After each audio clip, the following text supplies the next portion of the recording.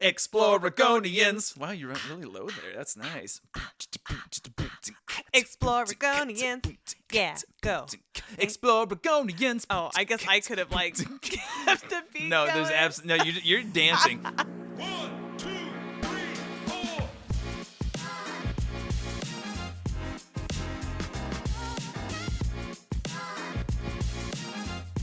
Go, Go, go. It's magic. You know. Oh, I'm up here. I'm down here. This is a quirk that Katie and I have. I have a tendency, if we are singing, riffing. When we're singing. Doing some jazzing, if you will. I think you have a tendency to go as low as possible. That's my register. And I shoot sky high. Maybe too high. Hey, yeah, let's sing. We're not into... Somebody told me you could hit the notes more if you, lift your eyebrows more. No. Did I hit any note? What note did I hit? Gut? Is that a G, perhaps? A G sharp? Anyway, welcome to Exploragonians, a travel podcast with stories and stuff. I'm your host, Jordan. Puffin' stuff. Puff, HR Puffin' Stuff. Brought to you by HR Puffin' Stuff. And I'm Katie. I'm Katie. Should we... I think when we first got together, I think I spoke a little lower. I think I also spoke... A little lower or higher? Maybe I spoke higher. Did you think my voice was up here? I think we both went through a form of second puberty after we got together. We just stopped pretending. It's like, hey, I got a low voice. And I like to talk really high. I do this impersonation. I talk like this all the time sometimes, and I think I really enjoy talking like this. It's satisfying. But you sound like our niece. Yeah. She was my inspiration. Thank you, Zoe. You're my inspiration. Hey, babe. Okay. Happy Valentine's Day. Happy Valentine's Day. Before we get into the meat of this episode, which is about Pacific City, Oregon, which I don't know if it's a romantic place, but I think it has romantic sprinkles for you and I. It was like a foundational moments into our relationship, and friendship happened in Pacific City. Yeah, romantic sprinkles. Romantic sprinkles, which is any type of sprinkle, really. That's why funfetti cake is the most erotic of cakes. Gross. Funfetti cakes. What about it? I wanted to talk to you about some of our first Valentines together. It's our first official Valentines because we started dating in March. So our first Valentines came a little late in the game. We went to fun restaurant. Kind of a nice restaurant run by a cool Greek Mediterranean-ish guy. I'm not sure where Gabe's from. Anyway, It's a nice restaurant. We really like it. We go. We're dressed up. We're gussied up. We're there for a good time. You have put on a lip tattoo.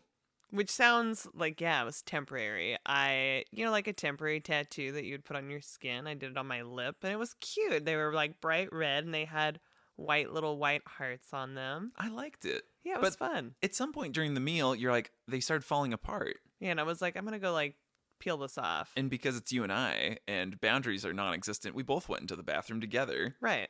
And then the restaurant was fairly full at that point. Mm-hmm. On Valentine's Day, arguably the most romantic day of the year for the general populace of the United States of America. For those couples out there. Yeah. And as you were tearing off the lips, you said rather loudly, I just got to pinch it off. From the bathroom. I felt like it was fine what I said, but then Jordan thought that maybe that wasn't okay. Maybe you shouldn't be yelling, I just got to pinch it off, as you're ripping these tattoo lips off your mouth. Just normalize it. I did normalize it. But then, speaking of pinching it off, a year later, we're celebrating our honeymoon in Asia. We spent our very first Valentine's Day as a married couple in Tokyo, Japan. We landed there the night before. Didn't get a great night's sleep. Don't have any warm clothes. And so you and I go on a long walk. We go to the Imperial Palace grounds. Jordan has food poisoning. I am actively fighting some food poisoning. And as we're walking, there's nobody there. I don't even know if it's open. Who knows? I poop my pants. I Did you pinch it off? I had to at some point. It was liquid. And then I excused myself to the bathroom, and I cleaned myself off, and wished I could throw my underpants away, Colin Jost style. Yeah. So You've never told me it was liquid before. This is the first time I'm hearing this. that I pooped my pants in Japan. You knew And that I that- did that. And that was liquid? Well, I had food poisoning. So it was straight up diarrhea. Straight up. Straight up. Anyway, Dang. happy Valentine's Day, Katie. Huh. Yeah. But you didn't throw them away. No, No, I but think we they're attempted. in your drawer right now. We attempted. No, that is a different. That's from different food poisoning. The ones that you're thinking of Oh is my from god. Okay. is from an amoeba Whew. that happened years later. Okay. Happy Valentine's Day. Happy Valentine's Day. Is this getting you in the mood? It is. I feel like I just gave you like a sonic. Butterflies. Oh yeah, thanks. You give me butterflies. Sonic what? I was gonna say like a sonic bouquet of roses. Totally. Your face is betraying all the emotion. Mm-mm. Tell me about some Valentine's days in your past. Um, Was me a part of any of the ones that came to mind? no. Okay. Only one came up. Well, that's all right. And it was the big bouquet of roses that I received Oh, on my way out of the last relationship. And Oh, I that- was like, well, this is nice, but I mean, it's like too many years too late, right? I gotta go. Well, that's nice. Yeah, Did that's what came up for me. Did you give like Valentines to kids in your class in school? Yes. Like, what was your vibe for the Valentines that you picked out? I think, as you know, if you were to think about me, Mm-hmm. you Spice would think Girls. I would be inconsistent, Oh, okay. right? Yeah. So Mhm. maybe one year I'm like Disney, and maybe another year I'm DreamWorks, which is the opposite Not. of Disney. I don't even know what the options are. Okay, well, I'm glad we stopped at Disney. Looney Tunes. Hey, Disney, do you want to sponsor our podcast? I know you're hurting for money. I don't think Disney would give us anything. The time of day. I know. So, isn't it kind of weird that, kids were going and buying like these like little janky cardboard Valentines and like finding like which one was appropriate for people in their class? What a weird social experiment. Here's Tweety Bird saying Happy Valentine's Day.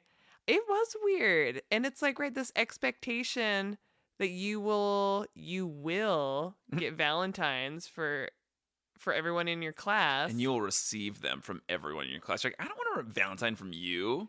I mean, I think that something must have happened, and like not every kid, like, if you couldn't afford it. Yeah. I mean, this is like so crazy. Or to like reflect a on. handwritten one.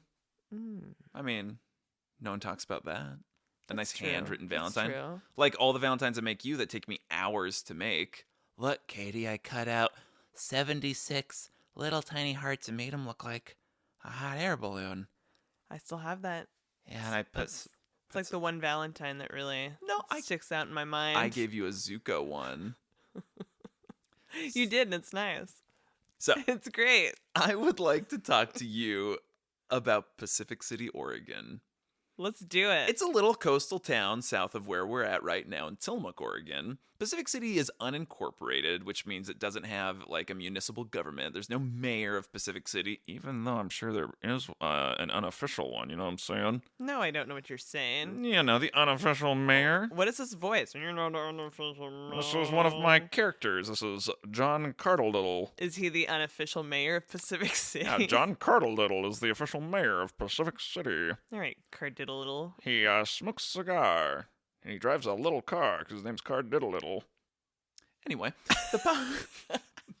allegedly, according to the last census, the population of Pacific City is 1,234, Really? which Google told me that, and I thought was delightful. Is this a recent census? Well, it was from 1930. Perfect. No, 1, 2, 3, 4. It said 2020. 2020. But I think because it's unincorporated, like it's run by like the water district, like they make like the big decisions, I think in terms of like building codes and stuff. And I think they have to go through the county. It's a weird thing. And so they don't have like law enforcement, so they have to rely on the sheriff's department. So they dip into like that. I think Pacific City's a drain on Tillamook County. I'm just saying, I'm putting it out there. Wow. That's from John Cardlettle. All right. listen here, John. Yeah. We're going to move on. 'Kay. So, Pacific City, it's like a sleepy little. Well, okay. Are we going to talk about the giant that just dominates Pacific City? I feel like there's two sides to Pacific City. There's like real Pacific City, and then there's Fake Pacific City. corporate Pacific City. corporate Pacific Ooh, City. I would say Pacific City Incorporated, There you go. but the city is unincorporated. It's very confusing. I mean, how many businesses do they own? Many. I don't know, like at least 10, right? Yeah, the Nestucca Ridge family of companies. Hey, you guys want to sponsor us? You won't give me a damn job. Will you sponsor this podcast? What is happening? This is from John Carter Little. All right. So yeah, they're this massive thing. They're the parent company of like the Pelican Pub. If you've ever seen that beer, that's where it's from. It was founded. It's like this beachfront brewery that opened in 1996, and so I think a lot of people view that as kind of a cornerstone of Pacific City. Like my aunt got married, like she had a reception there.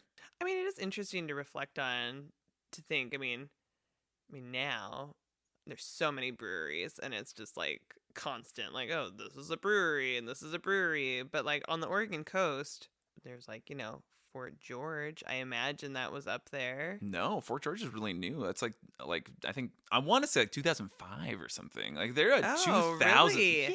Yeah.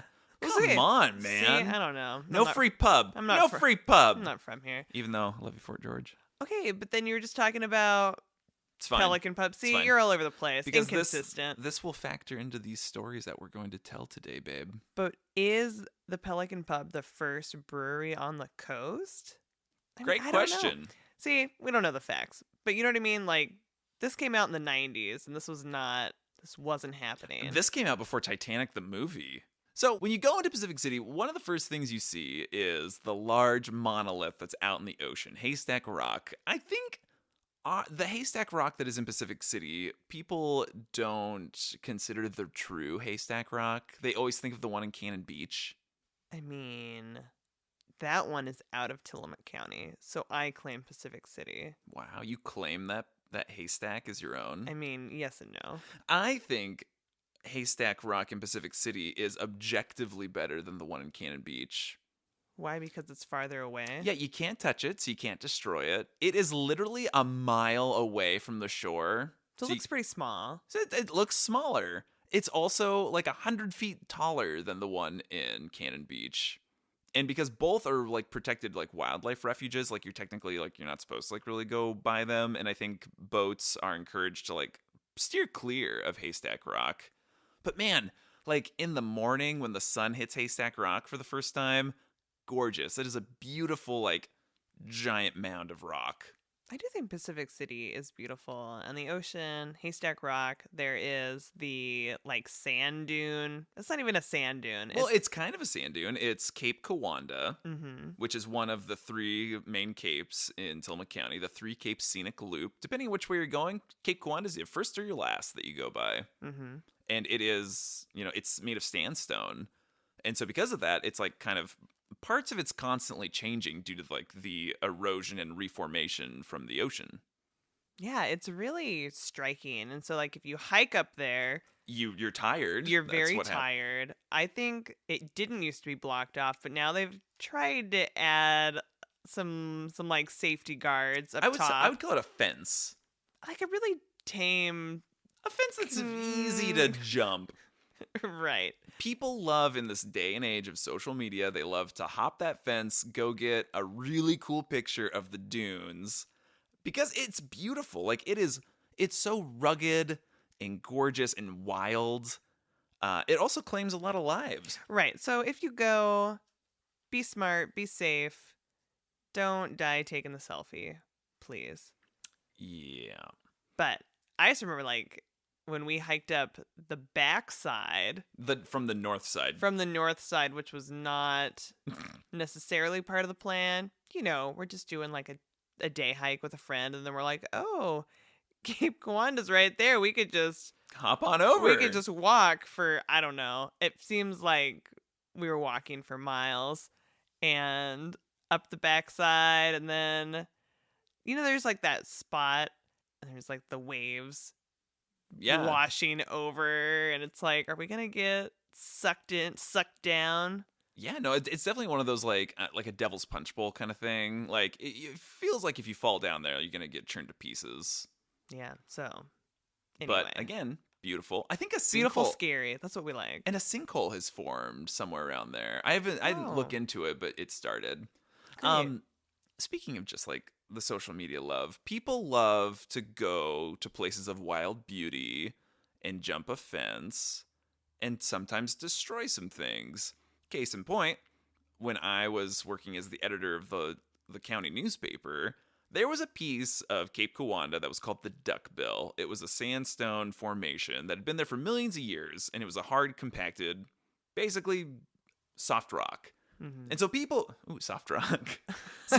It was some Phil Collins personified, as if he's not a person. Anyway, Phil Collins lives inside us all. Hey, Phil Collins. Okay. Hey, all of Genesis. So people would go and they'd sit on top of this rock and take, a really cool picture for the gram. Hey, Mark Zuckerberg. Stop. So people would do this all the time. And then eventually, I don't know if it was a fit of like Rage. revenge social media, but I think some dude got video of a group of young guys pushing the duckbill over. And so they just took it upon themselves to destroy this like beautiful little landmark on Cape Kiawanda. And it caused quite a stir. People were quite upset that they would do that. They're like, oh, great. Won't have another one of these for 2 million years. Well, that's a happy memory. Hey, man, Cape Kiawanda's intense. People die on Cape Kiawanda trying to like take a selfie. We've already established that. I know. Yeah. I think that incident was, I think, the beginning of us talking about the education or lack thereof that has been on the coast. And, the people come and it's like, oh, it's this like playground, and you don't, there's a lot of critical thinking that just goes out the window. But yeah, just that conversation of like more information needs to be out. And I don't know if it's one of those things like, hey, we know we're watching you, like one of those. Like, does it seem like people feel like they're in this like lawless land? They could just like do whatever they want to the wilderness. But this is the thing, even just with people traveling, right? It's like very common. People go abroad and are really stupid. And it's like, would you do this at home? Is this how you would act? And it's like, no, I'm somewhere else. So I can be, rude. I can be Destructive. I can do whatever because I'm not home and not accountable for my actions. So yeah, vandalism can happen at the coast, but also just safety, right? Like people don't expect the Oregon coast to be as dangerous as it is. And so I think more signage, more education so that people are equipped to go to the beach. Yeah. Anyway, yeah, Pacific City. Happy Valentine's Day. So something else is that Cape Kiawanda is pretty much like probably the most northern boundary, I would say, of Pacific City from the beach. Because once you get on the other side, you're kind of getting into more like Tierra del Mar area, which is it's a little village. But for years, people would be able to drive on the beach on Pacific City. Yeah, that's something that isn't my favorite, and it kind of freaks me out.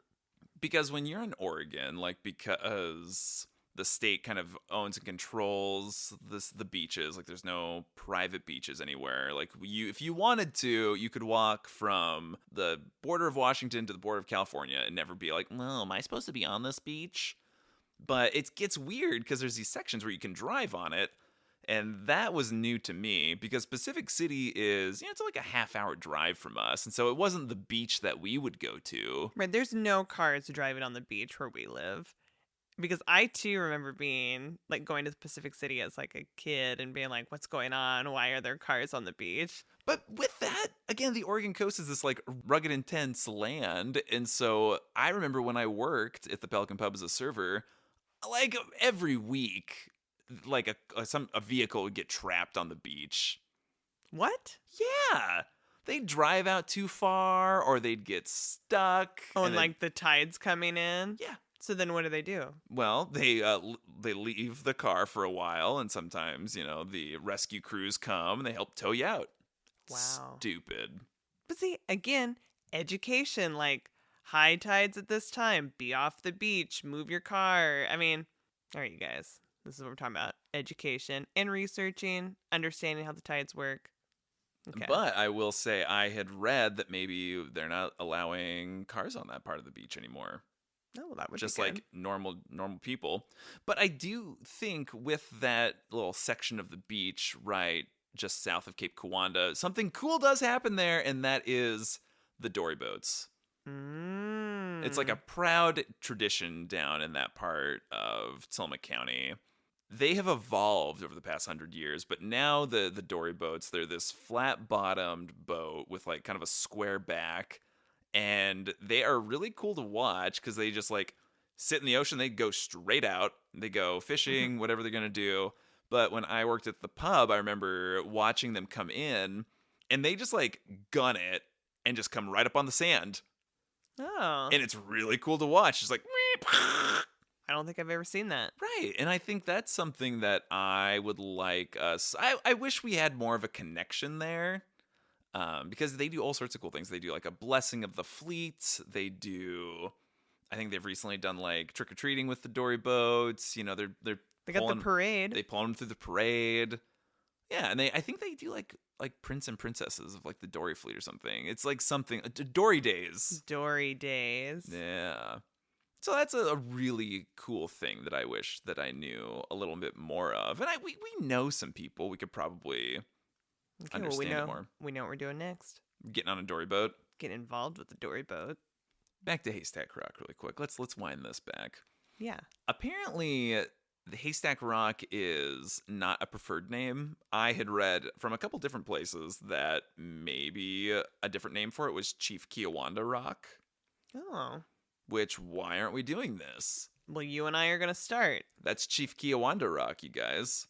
That's nice. And that's a confusing thing too, because I think there's Kiawanda and then there's Kiawanda, and I don't know if that's like an Anglicization thing that happened. Right. Because we had read that, and like when you were working in Pacific City, they were like, oh, this is the Kiawanda. Like community center. Mm-hmm. And I was like, wait, it's not Kiawanda? And it's this like greater dialogue that maybe we should start renaming things back to maybe what some native peoples originally had called these monuments that are naturally occurring. Mm-hmm. Yeah, I do think that there's a greater conversation there. If we could take Mount McKinley and change it back to the Denali, I think we could probably take some of these capes and some of these rocks and rivers and whatever and start, changing those names back. Yeah. Yeah, that's an uncomfortable conversation, but conversations, there's like healing and understanding, and I think that that's good. One morning I was working in the pub. It was like a slow morning. There wasn't many people there, and I walked by the windows because the windows face out to Chief Kiawanda Rock. And I remember seeing a pod of orcas swimming that mile stretch between the shore and the rock and being like so moved and blown away that I was seeing like so much wildlife in front of me. Because again, growing up on the coast, but kind of like, I'm gonna live inside my house and play Super Mario. It was like I wasn't out there exploring it. My dad had left. And so I think if my dad had been around, I probably would have been exposed to a little bit more, gunning the ship into the sea lion. Wow. Nobody needs that story. And I remember being really excited and going and telling like the customers that were in there, like, oh my gosh, there's like a bunch of orcas like swimming right now. Let's go look. And I feel like I Pied Pipered everyone to go check this out. And this woman went and looked at me and went, those aren't orcas. And I was like, what do you mean? Those are orcas, like black and white. I've seen Free Willy. And this one was like, I'm a marine biologist, and those are Dahl's porpoises. And then she excused herself because I think she was excited. And then once she realized they were not, in fact, orcas, became very less excited. But I, for years, thought Dahl's porpoise was like, Doll, like a doll, like a small porpoise. But apparently it's Dall and is named for something else. I remember you texted me about seeing them. And you were so excited, and I wish that I was there. I texted you a whole lot when I worked there. Oh, yeah. You were always on your phone. Because I started working there before we started dating, and then it was right at the beginning of us dating, and I don't feel like I remember much. I just remember thinking about you constantly. Ditto. Being like, where can I go hide and text you really quick? Oh, my God. Okay, now Jordan has agreed to do a reading from... Agreed to do a reading? Agreed to do a reading an excerpt from his memoir that he has written. Yeah, the friend zone one. The title is a work in progress. And I don't know what's in this this little chapter. I wrote this a couple years ago. I wrote this at the very beginning of the pandemic as my own personal NaNoWriMo in March. But I feel like reading this verbatim is great because this is all about Pacific City. And just this time, my cousins that I worked at a pizza place with, and by cousins, second cousins, when you're related to everybody, everyone's kind of a cousin. It's like Hawaii in that way. Totally. What up, cousin? Mm-hmm. And I remember them being like, dude, if you want to make bank, you got to go work at the pub. And they told me this for years, and I was like, make bank? Me? And so it was like always kind of festering in the back of my mind. And after college, after college when I was back home and waiting for this golden opportunity to come knock on my door, hey, Jordan, we've heard about you. Come with us to Los Angeles or New York City. So I waited and nothing happened. So then I was like, I need a job. And then you moseyed to Pacific City, the land of opportunity and bank. To make bank. To make it to the bank, to drive a half hour one way. Anyway, this excerpt's title is Pelican Pub, or You're Here Too.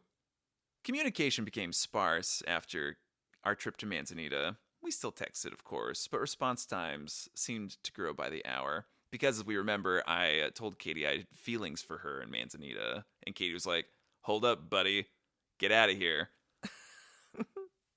Okay. Before I timidly set my heart down next to Katie on the beach, she told me she was set to get a job at the company that owned the Pelican Pub in Pacific City to help set up an aesthetics room for facials next door to the brewery on Cape Kiawanda.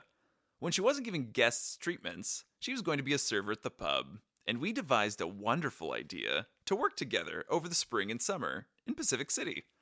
I didn't know when she started, or if she had already started and I just wasn't told because we were toying with this whole distance thing between us.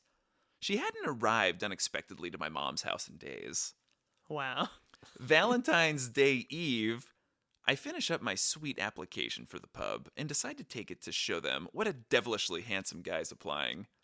Then, I'm assuming, the universe intervened when I arrived. Like out of a rom-com, there she was, and I had no idea. Alone in one of Oregon's brew pubs that predated the modern craft beer craze, Katie leaned back in her spacious private corner booth for six, arms spread along the windowsill that looked out over the Pacific City's beach with an unmatched view of Haystack Rock. Or, Chief Kiawanda Rock, Cape Kiawanda, and the mighty Pacific Ocean. Communicating with Katie was fresh and new for me. Well, until I rattled the foundation our friendship was built on. Exhaustive texts that somehow exponentially increased in length with each response were the norm between prior women I was interested in myself. That led to not much to talk about when we chatted on the phone or were together or went on a first date. Katie's texting style, in contrast, is concise, sometimes frustratingly so. Like, sometimes my mind was always begging for an extra detail that seemed omitted at the end. Our quick text exchanges that day probably explained why she looked up from the chicken teriyaki she was enjoying and nearly dropped her forkful when she saw my shaggy-haired, flanneled figure walking toward her. "Oh my God," she laughed. "What are you doing here?" What was I doing there? Duh, I was making our little plan a reality by dropping off my application, dude. Scooting in next to Katie, absolutely at the exact same booth I had a different date on. Oh dang, was this a sign history was doomed to repeat itself? I explained I definitely was not stalking her and hadn't, implanted a chip in her shoulder or secretly replaced one of her molars or something. At least I erased all doubt in Katie's mind that I was indeed actively stalking her now. For the record, I would like to stress I had absolutely no clue she would be there at the exact same time I was submitting my application, or that she was even in the same town. Walking along the sand-strewn parking lot to the pub, I never even saw her tiny truck I'd gotten so accustomed to seeing and accidentally ignoring when we passed each other on the road. She was just in there like some sort of cosmic ethereal being. Maybe she wasn't even real. Obviously, she was too perfect to be of this material earth. Like an act of providence, she offered to share her enormous portion of chicken teriyaki with me. Aw. It was the first shared meal in what would become a long, strong tradition of sharing a single entree. I was also completely ignorant to the facts. that the mere idea of sharing food or a beverage with another person made Katie never want to eat again and donate the leftovers. Always ask someone who offers to share their food or drink with you if they do that for everyone. Speaking from experience, if they don't, odds are you're special. Dig in. Probably because it was February, and rarely do people equate February with beach, but we had the entire restaurant to ourselves for our entire ridiculous impromptu get-together. Finally, I had the drop on Katie and randomly popped into her life. Like the good friend she is, Katie paid for the lunch she ordered, and we walked around the beach, the February sun smiling on us, and felt our legs burn as we hiked up Cape Kiawanda, taking care to nestle our feet in the grooves in the sand from those who walked it before. After our walk, she looked at me with those eyes like the ocean behind us, sparkling, and asked if we were going to get dessert. Oh, all right. When the woman you're falling for wants to ask you to dessert, even platonically, you take that offer, always. Back at the pub, where we just left, we ended up at the bar, chatting with the friendly bartender in the empty restaurant. After pestering the delightful man about which dessert to get, Katie and I did something neither of us had ever done before. Ordered a taster flight of beer. Neither of us were beer drinkers, but we were potentially about to work at a brew pub, so it only seemed appropriate to delve into the wares we would be offering to people. Imagine a pair of kids trying beer for the first time, and that's pretty much what we looked like, carefully sipping the tiny 2-ounce glasses of assorted ales in front of us. France gave Katie an appreciation of wine, and Germany scared Katie out of drinking beer. Giggling like a couple of kids, drinking beer and knowing they won't get caught, we shared a single semi-Fredo with a pair of spoons, casually clinking the other while we indulged. Katie gave me the best dates of my life, even when I was fully submerged in the friend zone. Knowing I could reach over and hold her hand would have made the whole experience that much sweeter. But I couldn't. You know, crab hands. After a very short stint of awkwardness, everything seemed to be well between Katie and I. Thank you, the universe. Wow. So what comes to mind when you hear that little anecdote? Wait. You said we were sharing Fredo? Semi-Fredo. What's that? Was that? What's that? What's that? What's It's that? a little ice cream dessert. Except it's not ice cream, it's semi-Fredo. Clinking spoons. This doesn't sound familiar to me at all. Yeah, we're clinking spoons. It was the first time we clinked spoons, but not the last. Wow. What comes to mind? That was not what I thought you were gonna read. We thought I was going to read Country City. I thought it was nice. I do remember sitting in the booth. I remember like looking out and feeling like maybe I had asked for a really great seat, because obviously really? it was an empty restaurant. And yeah, I just remember sitting there and enjoying it. And yeah, you coming in, just kind of whatever. Pacific City. I do think that I was driving down there because, yeah, I ended up not taking this job, but I had planned on being down there a lot. And yeah, so we were both driving down there quite a bit. Mm-hmm. But then, yeah, like we were both going to get a job at the pub. But then after I met everybody, I got kind of a weird vibe. And so I decided to not take the job. And you know who had the opposite thing? I also got a weird vibe, but I took it because I thought you would too. I was like, no, this will be fine because Katie will be here. So Jordan and I did not work together. Yeah, isn't that disappointing? But if I had committed, I would have seen the non-orcas. Well, and I also was like, if we're like working together, we can like commute together. I had this whole like romantic idea in mind. Like, we were just friends, but we'd get to spend even more time together. I don't believe that it was like a romantic idea. I just feel like, oh, Katie will probably like pay for gas and we'll like drive down there. Okay, because would you like me to read Country City? No. Why not? All right, fine. Yes. It's even longer. No. No, This why pod, not? this pod is more than that. So then let me tell you about Country City. So my car died, and I needed it. All right, fine. Let's hear it. I Just read it. Oh my god. This one's called Country City, or Sometimes I Wish You Were with Jordan. Oh my, that's that? Riding shotgun in Katie's teeny tiny truck, we drove south to Pacific City. A night before, after a wonderful game of Settlers of Catan at Denny's, my car just stopped working while I was driving. Coasting to a stop on the deserted Tillamook streets, I called Bob and asked for a jump. Like an angel in a repurposed green forestry truck, Bob jumped my 15-year-old car and I drove for about 47 feet, quietly turning off and lurching to a stop. I called Bob once again and we continued our game of jump, drive, dive about 7 or 8 times until it came to its final resting place, coasting lazily into my grandparents' driveway. Far too late to wake up my grandparents in their jammies, I got a lift back to my mom's house in Bob's truck and realized I was going to need a ride to my big interview at the pub the next day. In my lavender button-up, under a black and purple Argyle sweater vest, and a pair of hot and ready hyphens in my lap, wow, I hopped into Katie's truck. Hyphens? Yeah. I hopped into Katie's truck, only slightly embarrassed my car was dead, and she was my chauffeur for the day. Pumped for mine, Katie told me about her interview, sprinkled liberally with random chats and lots of laughter, for the half-hour drive to the oceanside village. It was early-ish, and neither of us had breakfast yet, so Katie does what comes natural and opts for an espresso drink instead of nutrition. The owners of the pub want to transform the north end of the town into a little resort on the sleepy Oregon coast, and own pretty much everything inside of the brew pub, except Haystack Rock, of course, but I'm sure they're working on it. Across from the pub lives a little coffee shop, that seemed perfect for the Java Queen and her court jester. Sit-down lattes is a revelation. Because again, I was absolutely uncultured when it came to coffee. I had no idea what microfoam was or latte art. I mean, I just don't think that was happening. It definitely wasn't happening on the coast. My mocha had the slightest little wiggle fern design on top, and when the microphone touched my lips, of course I had no idea, it had a name when it touched me, a sensory overload erupted in my brain. Wait, a hot espresso drink could be silky smooth and have a layer of magic foam that wasn't whipped cream on top? It was a spiritual experience, and I now worship in the house of mocha daily. Hold on, let's both get a mocha right now. You back? No. Hurry up, please.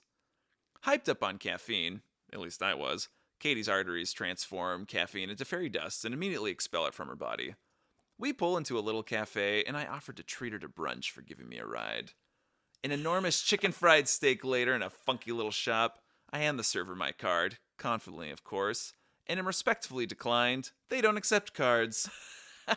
Laughing, Katie pulls out enough cash to cover both of us, and I'm pretty sure it tells me I set up our breakfast like that so I could further mooch. At least I paid for coffee.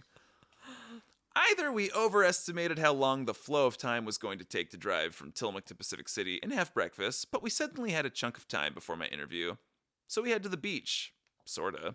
Caffeine coursed through my boyish veins while I rode shotgun in the little truck, taking in the sights of Pacific City, a place I famously only visited with my family during the Coastal Village's annual Independence Day fireworks display, from the safe and pleasurable distance of a parking lot several hundred meters away from the actual show on the beach. The town is actually gigantic. If the only thing you expect to find there is a nice spot to look at Haystack Rock and have a pint, or drive on the beach because for some godforsaken reason, it's legal to drive on the beach. I mostly think that's because of the famous dory fleet, but it freaks me out, and I hate every second of it. Don't drive on the beach. The place is sacred, you animals. It was midweek in February, the day of my interview, so Pacific City was a sleepy, beautiful hamlet where Katie and I were the only people on the road. It was as if the entire town was our playground. So play we did. Near the Nestucca River, steps away from where it gathers in Nestucca Bay before emptying into the ocean, Katie pulled into a parking area near a mighty dune. I thought our adventure was going to be breakfast, and suddenly she had artificially transformed it with her spontaneity. Katie has an incredible gift of spontaneity. Like an internal dowsing rod, her heart is constantly guiding her, seemingly at random, to where it will be the happiest. Maybe she doesn't know where it's guiding her, but she lets it take charge. This imposing dune was where it guided her today. Glaring into the bright sky, we got out and walked around. Me in my sweater vest, She in that satin-esque plaid blouse. What is a blouse? That even fluttering in the wind was somehow perfectly shaped to the gentle curves of her body. Wow.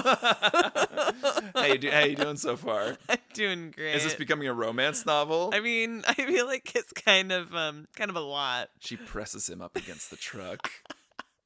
Okay. Pressing my nose up against the window on her truck's canopy, I left a big oily smudge as something to remember me by, which led to No. both she and I rubbing our oily faces on her truck's windows. What? We're always charming.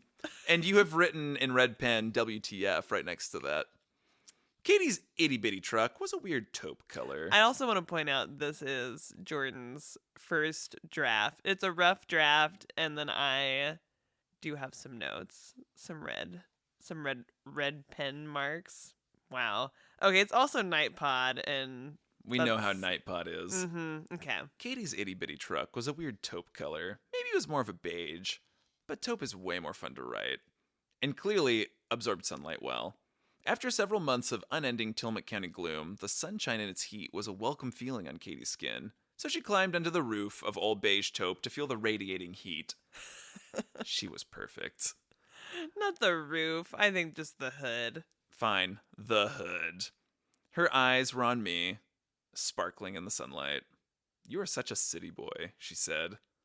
Mildly insulted, I grasped my heart and explained how I could possibly be considered a city boy, due to the fact the city she and I were both raised in still hadn't cracked a population of 5,000 residents. Besides, I technically lived on the outskirts of a small forest where strange and incredible creatures surely roamed. The problem, she insisted, with my logic, was that I lived within city limits and ergo was a city boy. She, on the other hand, had never lived within the boundary. "And you look like a country girl," I said, impossible not to smile. The girl who had dyed her hair electric bubblegum in Germany to crash a wedding, explored more than half a dozen countries, and had doled out facials for a couple years in a spa on the beach, insisted I was more a city slicker than she. "Maybe," she said with a tone that was skating toward dangerous flirtation. "And I'm trouble?" Wow.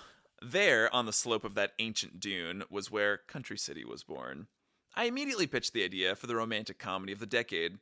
A sweet, definitely platonic love story about two friends who come from different backgrounds but are thrown together through the subtle hands of fate.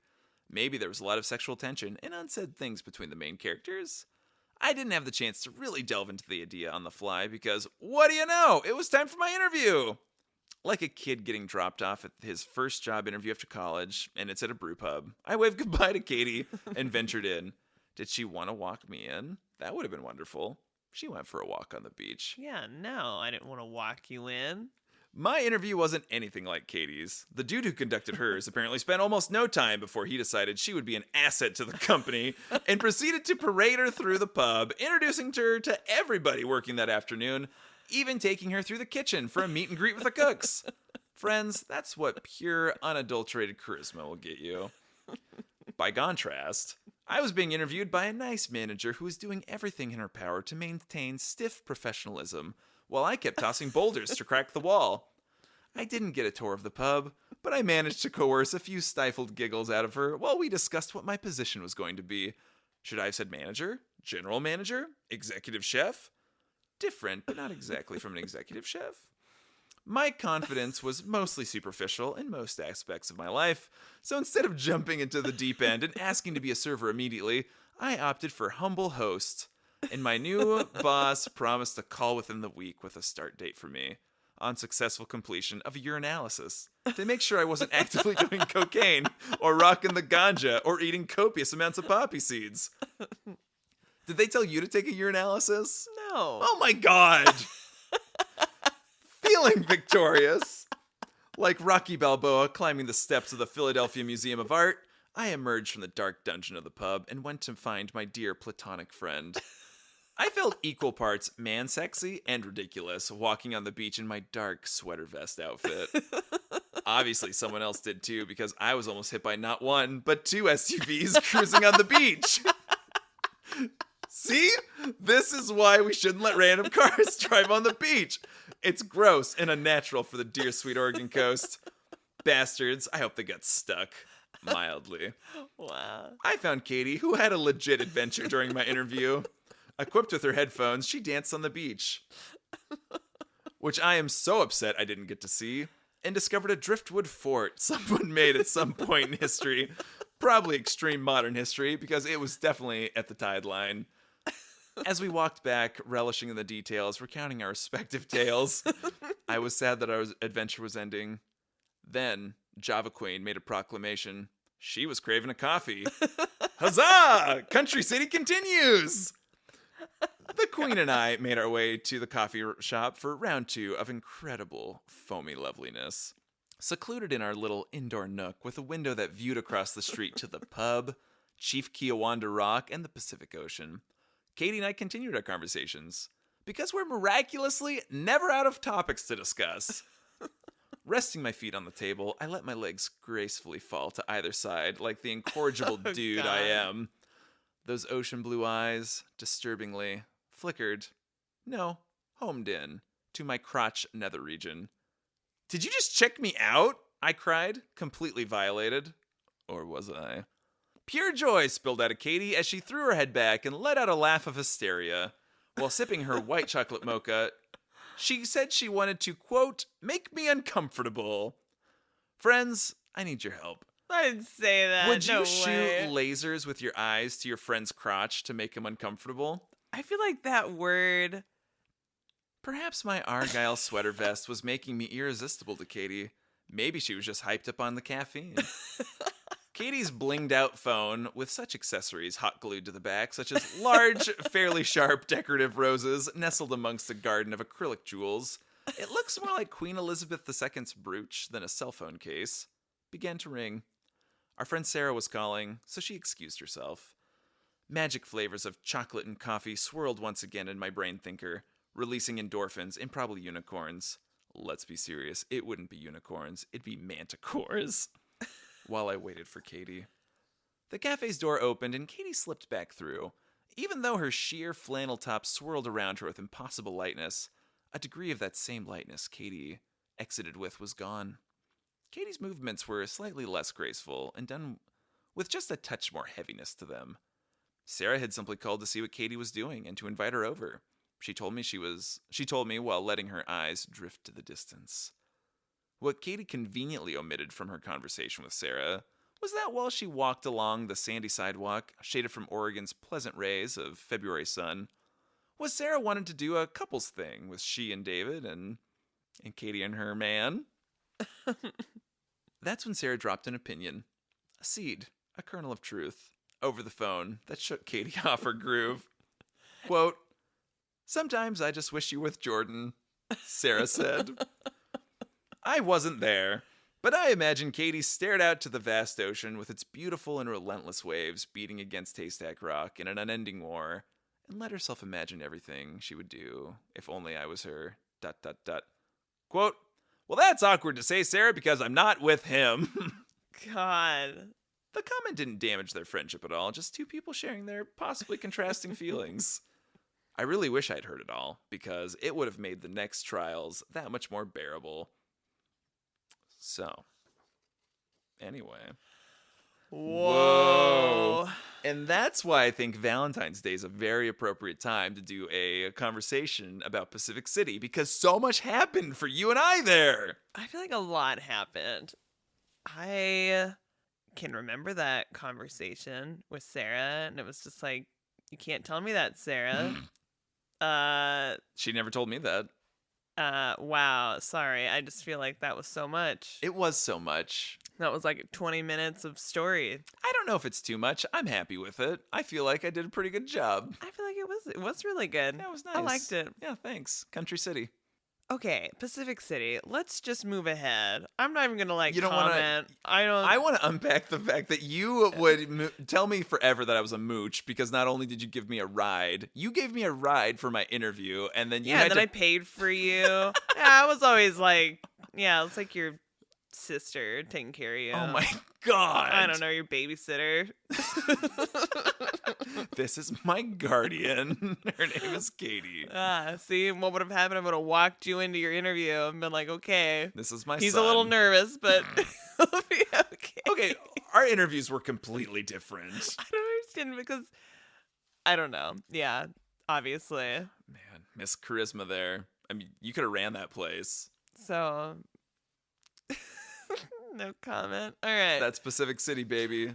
Okay, but like the saga continues because later. So right, Later-gator. you live at the pub, you're working there, you're having a good time, blah blah blah. I'm having an okay time. You're having a time. I met Muriel Zagunis, the Olympic gold medalist for fencing. That was Yeah. cool. She was really drunk. Good. Yeah, good for her. She wasn't wearing her gold medal, which I thought was offensive. I was just gonna talk about when you and I went back and stayed next door. When I was at the newspaper. Well, we've stayed there a couple times. Okay, it doesn't matter. At one point, we end up going kayaking on the Nestucca River there. Yeah. And that was really cool. So, but it was a kayak that you use your feet. Your little feet. Your little feet. Well, that's cute. You just put your little feet on there and just pedal, pedal, pedal. Yeah, which I'd never seen that before, but it was nice. It was a weird way to kayak. And then to steer, you had like a little button toggle that you would use to steer yourself left and right, which was so weird for us. It was kind of like the pinball thing. Like it was like that Yeah. in my mind. Yeah. Okay, whatever. Yeah. It was cool. I mean, it was fun. And then we took it all the way to like Cloverdale. And then I'm assuming went all the way to the mouth of the river, got out and drank from its spring. Yeah. Delicious. Okay, no free pub, but Grateful Bread has been there for a long time. Wow, you're just throwing that out there. Yeah, I'm just gonna say Okay, it. yeah, good. There's like this bakery, and we've only been there a couple times, I think. Did you go there often without me? No. Wow.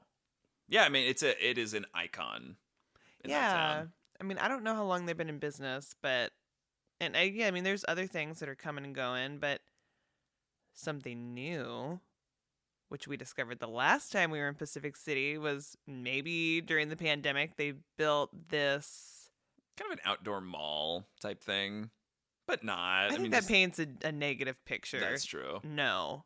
Just a new build that has Shops. right. I was Exact gonna maybe shops. like 10 different businesses, maybe less. One appears to be vacant, so I mean, if you guys want to put a business in there, There was like a candy shop there and like a boutique in a and better coffee a shop. better coffee shop and who knows what's there right now because Yeah, things change. It's like Cape Kiawanda. You know, the ocean comes, it washes the old away, brings in some new. Yeah, Pacific City is nothing if not just like a manifestation. ebb and flow. Ebb and flow. Flotsam and jetsam, the eels from Little Mermaid. That's their name. Those eels have names. Okay. So when I was at the pub, that was mostly a bad job. Mostly because I had to drive a half hour one way to go there.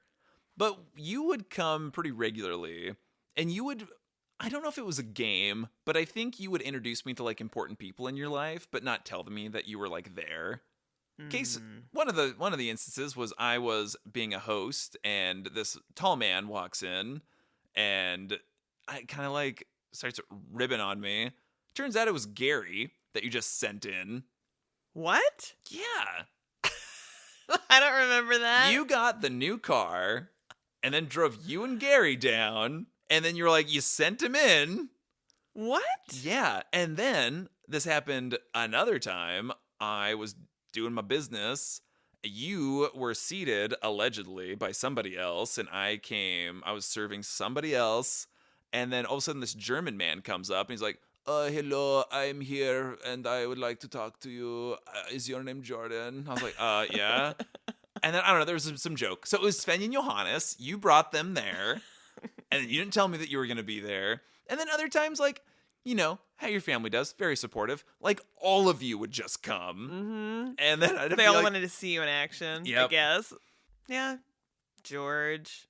Doesn't matter. Okay, we don't need to name drop. sometimes you would get dropped off at the pub, and then you'd just hang out in one of the booths, and then I'd take you home. Yeah. One time there was like they might have been like investors, or they're like some important people to like the company, and I was their server. They ordered some fish and chips, so I brought it out to them. They had it. They flagged me, and I was like, "Hey, what's up? Everything good?"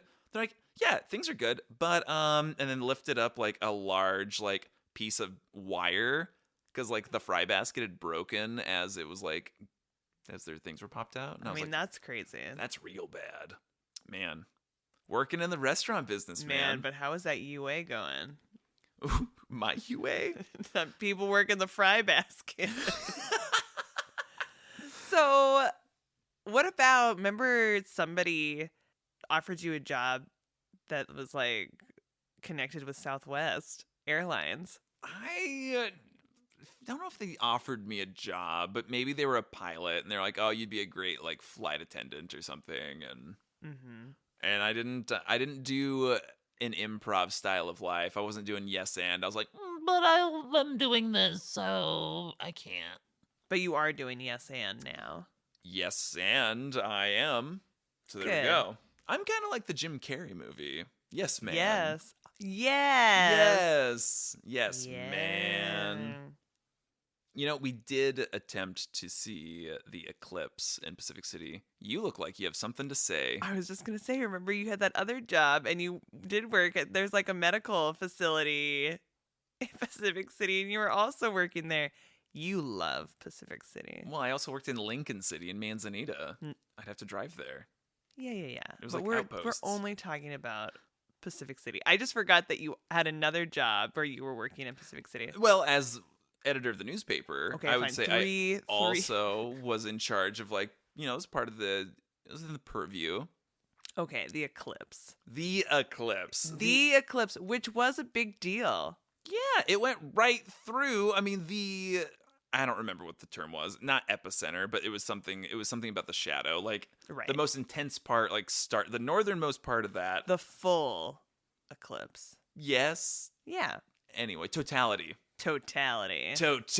Man. So totality, the northern part of totality went through, I want to say like Hebo, which is Mhm. north. It's like between Tillamook and Pacific City. And the southernmost part went somewhere. Depot Bay was like the middle of totality, so they had a ton of it.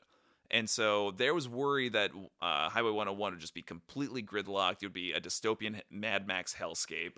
Yeah, there was a lot of scare tactics going on. Like, people were freaking out. But then also with that, like a lot of businesses had prepared for a huge influx of people that never manifested. So a lot of these businesses like lost a lot of money because they had prepared for what was expected, and then it happened.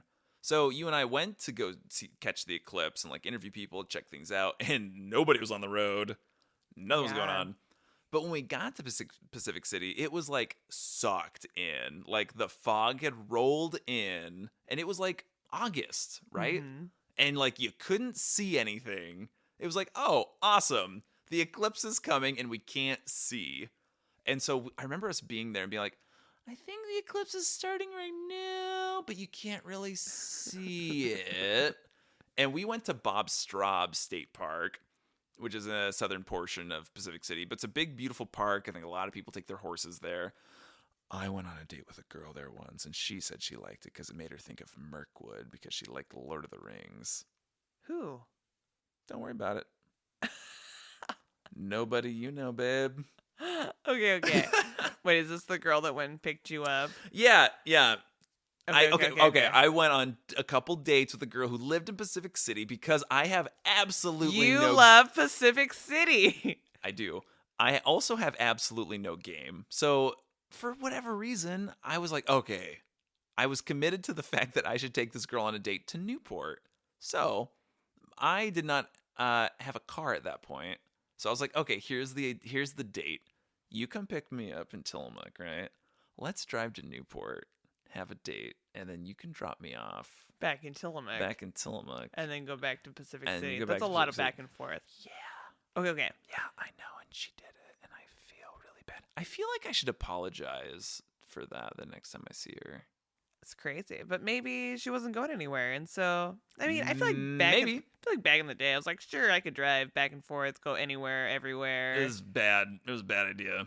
But Katie today is like, ooh, I don't really want to drive that far. If I had game, I would have been like, okay, you come pick me up, and then we just go north, right? We go north. You didn't know. We go north. Your brain was still soft and developing. Soft and so squishy. It's fine.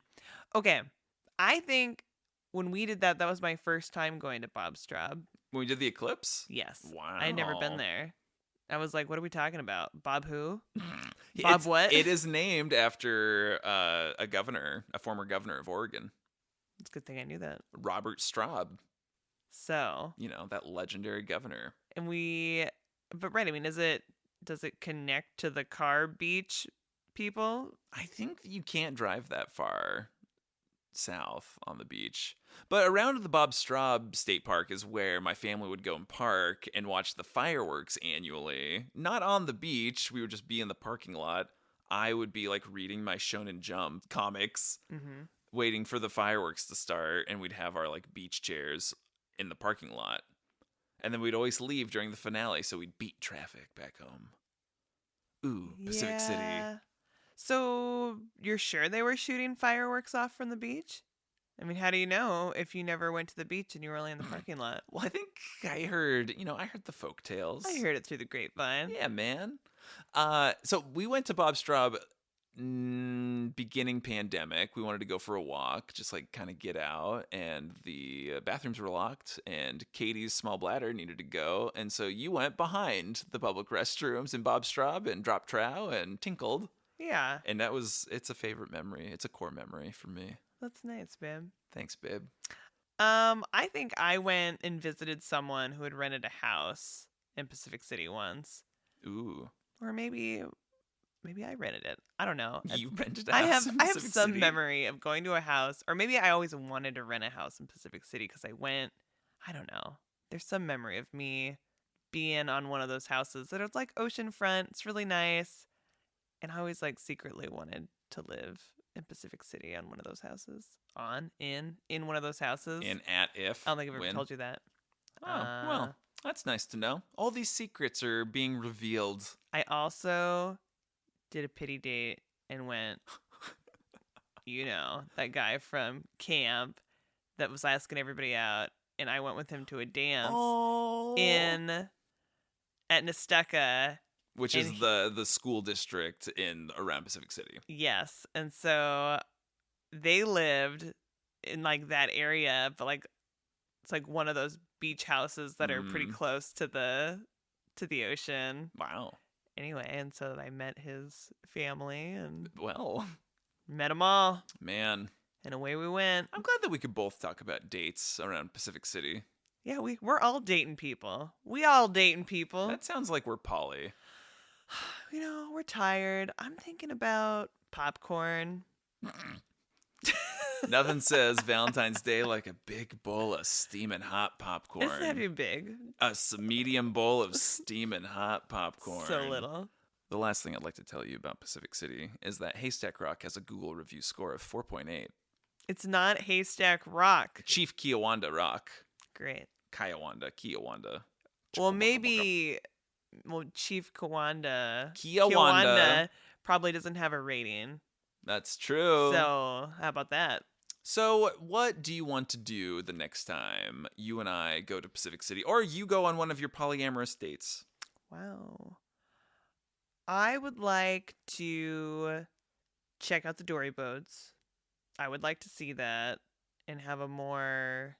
I don't even know when they go. Do you just like wait around on the beach until like a boat like slams into the shore? And we should rent a house, the house that I just described, somewhere there, and then we'll wait for them. Okay, wait for it. And we should kayak the Nesteca again with our little feet. With their little feet. Our little feet under little pedals. I think it's good for fishing. Maybe we could fish it. Or sup it. I think we should do some sort of water activity thing. Okay. You? I'd like to go do Bob Straub more because I feel like I don't understand it. Because when I was on that date with Drive Girl, yes, poor thing, we got lost. In Bob Straub? I don't know how, but I remember it was like, oh, you don't know where we're at? No, I don't know where we're at either because I've never done this. And I think there was a moment of panic of like, I don't know what trail we're on or need to be on. Wait, you were walking or you were driving? We're walking. Oh, you were walking and you were lost. Yeah. Oh, I was with a boy lost on a trail once. It's fine. No. You never have to. You know, your relative. Do you have to? Wow. That's a pretty saucy story. Katie, you want to talk about the rest of that date? No. Why? No, you're thinking of a different date. How many boys? No, same boy. Same boy, different date. date. I only thought there was one date. Yeah. Secrets revealed. Secret. You are so happy about your sheepish little adventures that you've had. It's like you've had a life before me. No. We weren't betrothed from birth. We were not. Anyway, I'd like to go experience Bob Straub some more. I think there's more activities you can do around Cape Kiawanda. Like, I think some people do hang gliding or something, or parasailing. Ooh, yeah. That would be cool to do. I never want to work in Pacific City again unless it's like remote work or I'm like, pounding out a novel. I secretly want to work at the pub and make bank. Do you really? Well, you would. You would do so good as a server. Okay, but I also secretly want to work a drive-through window. Why don't you just work at a coffee shop? That's the same thing. No. Or you just want the headset. I want to be... You want a headset? I want a headset. Why don't you I want the power. What's the power? The The power to headset. listen? Or the power to talk to someone? What's the power? Maybe I just want... I don't know. Yeah, I don't know what I want. Okay, but yeah, the pub. I want to make bank at Okay. the pub. I also would like you to make bank at the pub. That would be great. Great. Hey. Okay, so we rent a house in Pacific City. I love that we're workshopping this live. Okay, it's live. Okay. Okay, guys, we got plans. Do you have an aside? What's happening? We're sidebarring. I think we're ending this. Oh, It's okay. time to go. Okay, bye. Happy Valentine's Day. Happy Valentine's Day. Have fun in Pacific City or not. Yeah. And if you see an orca, it's not. It's a porpoise. It's a doll's porpoise. It's not just it's DALL. apostrophe S. And it's not plural. It's possessive. It's doll's porpoise. Thanks for reading the insert. Incept. What? Not Whoa. incept. What is happening? Katie is apparently getting wildly intoxicated across from me. I gotta pee. There's a lot happening on this side of the room. You are welcome for reading the Incept. Would you like me to read more Incepts? I have a few. God. Oh God. Okay, now your Okay. shirt's like all the way up. I'm glad we're not recording this. There's no video component because we would get banned. That's fine. Or more traffic. You're gonna make bank. This is how we get our sponsors. We do an OnlyFans podcast. Oh my. All right. Well, thanks. Jordan. Thanks as always, friends and family, for listening to this. Thanks for listening to some iconic moments in the Katie and Jordan story. Country City is quite a hoot. Babe, I know where we're gonna go next week. Where? It looked like you were gonna say something. I was gonna. What I thought. were I you gonna don't say? know what I thought. What? I thought you were gonna. Bonjour. I was gonna say Pacific City. Just hey, It's the other side. free the nip, Horton. Just let it go. I'm not pulling it down. I just freed my nip. Oh, now I've freed 2 nips. It's a lot. Is this? Whoa. Okay. Where are we going next week? We're gonna go to Midtown Manhattan. Wow. And this is a quick turnaround. I feel like the world needs to hear about the trip we literally got back from 2 days ago. Okay, buckle up. New York City! It's a crazy one. We're coming back for you. We're coming back. The concrete jungle is waiting for us, and I'm gonna go explore. Lift your eyebrows. Gonna go If you want to hit those explore. notes. Raise my eyebrows or raise my nipples? That's Which it. one do you want raised? No, turn this off for right now. I am. Hey kids, we're gonna see you here, same time, same place next week, and have a happy Valentine's Day. Adios. Enjoy your semi-Fredo. Whatever that is. 3,